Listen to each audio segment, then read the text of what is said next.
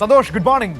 ഏതായാലും കണ്ണൂർ ജില്ലാ പഞ്ചായത്ത് പ്രസിഡന്റായി അഡ്വക്കേറ്റ് ബിനോയ് കുര്യൻ, ഒപ്പം തന്നെ വൈസ് പ്രസിഡന്റ് സ്ഥാനത്തേക്ക് ടി ഷപ്ന LDFന്റെ മത്സരിക്കുന്നു അല്ലേ? CPIM കണ്ണൂർ ജില്ലാ കമ്മിറ്റി അംഗങ്ങളാണ് ഇരുവരും. ഒപ്പം തന്നെ ബ്ലോക്ക് ഗ്രാമപഞ്ചായത്തുകളിലെ സ്ഥിതി എന്താണ് സന്തോഷ്? നമ്മളിങ്ങനെ ഈ നെക്ക് ടു നെക്ക് ഫൈറ്റ് നടക്കുന്ന ഏതെങ്കിലും ഇടങ്ങളൊക്കെ ഉണ്ടോ? ടോസോ അല്ലെങ്കിൽ ഒരുപോലെയൊക്കെ അംഗനിലയുള്ള സ്ഥലങ്ങളൊക്കെ ഉണ്ടോ? അങ്ങനെ രസകരമായ സ്ഥലങ്ങളുണ്ടോ?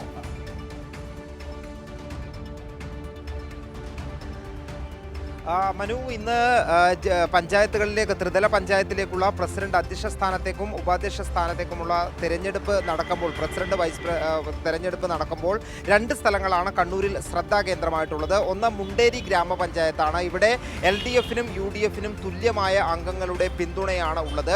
അതോടൊപ്പം തന്നെ എടക്കാട് ബ്ലോക്ക് പഞ്ചായത്തിലും LDFനും UDFനും തുല്യ അംഗങ്ങളാണ് ഉള്ളത്. ഇവിടെ തിരഞ്ഞെടുപ്പിലും ഈ തുല്യത കൈവരിച്ചു കഴിഞ്ഞാൽ നറുക്കെടുപ്പിലൂടെയായിരിക്കും പ്രസിഡന്റിനെ നിശ്ചയിക്കുന്നത്. അല്ലെങ്കിൽ ഏതെങ്കിലും തരത്തിൽ വോട്ട് അസാധുവാവുകയോ മറ്റേതെങ്കിലും തരത്തിൽ തിരഞ്ഞെടുപ്പിൽ ക്രോസ് വോട്ടിങ്ങോ എന്തെങ്കിലും ഉണ്ടായാൽ മാത്രമേ നറുക്കെടുപ്പില്ലാതെ പ്രസിഡന്റിനെ തിരഞ്ഞെടുക്കുകയുള്ളൂ. അല്ലെങ്കിൽ കൃത്യമായിട്ടുള്ള വോട്ടുകൾ അതാത് മുന്നണികൾക്ക് ലഭിക്കുകയാണെങ്കിൽ തീർച്ചയായും ഒരു നറുക്കെടുപ്പിലേക്കായിരിക്കും ഈ പ്രസിഡന്റ് തെരഞ്ഞെടുപ്പ് നീങ്ങുന്നത്. അതുകൊണ്ട് തന്നെ വളരെ ആകാംക്ഷയോടുകൂടി കാത്തിരിക്കുന്നത് ഈ മുണ്ടേരി ഗ്രാമപഞ്ചായത്തും അതോടൊപ്പം തന്നെ എടക്കാട് ബ്ലോക്ക് പഞ്ചായത്തുമാണ്. കണ്ണൂർ ജില്ലാ പഞ്ചായത്തിലേക്ക് പോയി കഴിഞ്ഞാൽ LDFന് വളരെ വ്യക്തമായിട്ടുള്ള മേധാവിത്വമുള്ള ജില്ലാ പഞ്ചായത്താണ് കണ്ണൂർ ജില്ലാ പഞ്ചായത്ത് എന്ന് പറയുന്നത്. ഇവിടെ LDFന്റെ പ്രസിഡന്റ് സ്ഥാനാർത്ഥിയായി അഡ്വക്കേറ്റ് ബിനോയ് കുര്യൻ ഇപ്പോൾ നിലവിൽ കണ്ണൂർ ജില്ലാ പഞ്ചായത്തിന്റെ വൈസ് പ്രസിഡന്റാണ്. ഒപ്പം തന്നെ കണ്ണൂർ ജില്ലാ കമ്മിറ്റി അംഗം, CPIMന്റെ കണ്ണൂർ ജില്ലാ കമ്മിറ്റി അംഗം കൂടിയായിട്ടുള്ള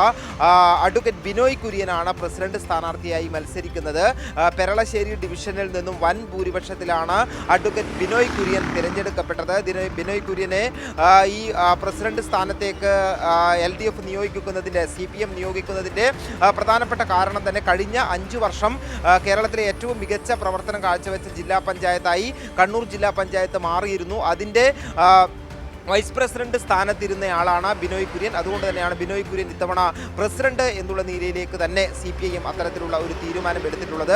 അതോടൊപ്പം തന്നെ ജില്ലാ പഞ്ചായത്ത് വൈസ് പ്രസിഡന്റ് സ്ഥാനത്തേക്ക് മത്സരിക്കുന്നത് CPIMലെ ടി ഷബിനയാണ്. ഷബിന CPIMന്റെ കണ്ണൂർ ജില്ലാ കമ്മിറ്റി അംഗം തന്നെയാണ്. ഷബിനയും ഇത്തരത്തിൽ പൊതുപ്രവർത്തന രംഗത്ത് നേരത്തെ തന്നെ തദ്ദേശ സ്ഥാപന പ്രതിനിധി എന്നുള്ള രീതിയിലെല്ലാം തന്നെ മികച്ച പ്രകടനം കാഴ്ചവെച്ചയാളാണ് ഷബിനയാണ് വൈസ് പ്രസിഡന്റ് സ്ഥാനത്തേക്ക് മത്സരിക്കുന്നത്. അതോടൊപ്പം തന്നെ കണ്ണൂർ ജില്ലയിലെ മറ്റ് ഈ ബ്ലോക്ക് പഞ്ചായത്തുകളുടെ നില നോക്കുകയാണെങ്കിലും LDFന് ഭൂരിപക്ഷം പഞ്ചായത്തുകളിലും, ആകെ 11 ബ്ലോക്ക് പഞ്ചായത്തുകളാണ് കണ്ണൂർ ജില്ലയിൽ ഉള്ളത്. അതിൽ 8 ബ്ലോക്ക് പഞ്ചായത്തുകളിൽ LDF ആണ് വിജയിച്ചത്. 2 ബ്ലോക്ക് പഞ്ചായത്തുകളിൽ UDF ആണ് മത്സരിച്ചത്. നേരത്തെ പറഞ്ഞ എടക്കാട് ബ്ലോക്ക് പഞ്ചായത്തിലാണ് LDFും UDFും തുല്യത, സമനില പാലിച്ചത്. അവിടെയാണ് ഈ വോട്ടെടുപ്പിലും തുല്യത പാലിക്കുകയാണെങ്കിൽ നറുക്കെടുപ്പിലൂടെ പ്രസിഡന്റിനെ നിശ്ചയിക്കുന്നത്. മനു, ശരി. ഏതായാലും എടക്കാട് ബ്ലോക്ക് പഞ്ചായത്തല്ലേ സന്തോഷ്? എടക്കാടല്ലേ?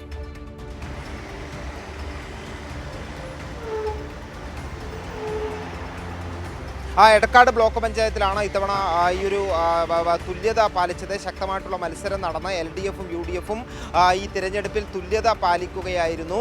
കഴിഞ്ഞ തവണ LDF അവിടെ വിജയിച്ച ബ്ലോക്ക് പഞ്ചായത്താണ്. ഈ തിരഞ്ഞെടുപ്പിൽ അവിടെ തുല്യമായ സീറ്റുകളാണ് LDFനും UDFനും ലഭിച്ചിട്ടുള്ളത്. അതുകൊണ്ട് തന്നെയാണ് ഒരു ആകാംക്ഷ ഈ ബ്ലോക്ക് പഞ്ചായത്തിൻ്റെ, എടക്കാട് ബ്ലോക്ക് പഞ്ചായത്തിൻ്റെ കാര്യത്തിൽ ഉള്ളത്. എടക്കാട് ബ്ലോക്ക് പഞ്ചായത്തിൽ ഈ വോട്ടെടുപ്പിൽ LDFും UDFും തുല്യത പാലിച്ചു കഴിഞ്ഞാൽ നറുക്കെടുപ്പിലൂടെയായിരിക്കും ആർക്കാണ് പ്രസിഡന്റ് സ്ഥാനം ലഭിക്കുക എന്നുള്ള കാര്യം തീരുമാനിക്കുന്നത്. മനു.